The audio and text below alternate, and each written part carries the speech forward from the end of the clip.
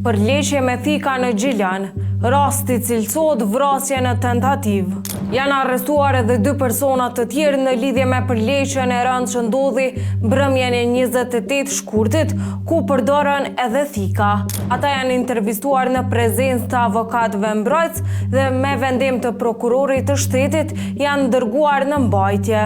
Në bazë të dhënave fillestare, 5 persona kanë pësuar lëndime të lehta trupore dhe janë liruar pas trajtimit mjekësor, ndërsa 2 persona kanë pësuar lëndime të rënda nga mjetet e ftohta dhe janë transportuar në QKUK në Prishtinë, ku ndodhen në mbikëqyrje policore, pasi prokurori i shtetit ka marrë vendim për ndalimin e tyre. Fillimisht në lidhje me këtë ngjarje janë ndaluar 5 të dyshuar. Personat e dyshuar për përfshirje në këtë rast janë Rygon Batjari, Jakub Kamberi, Muhamed Haziri e Uvejs Haziri. Me urdhër të prokurorit, rasti është inicuar si vrasje në tentativ dhe pjesëmarrje në rrahje. Hetimet lidhur me këtë rast janë duke vazhduar.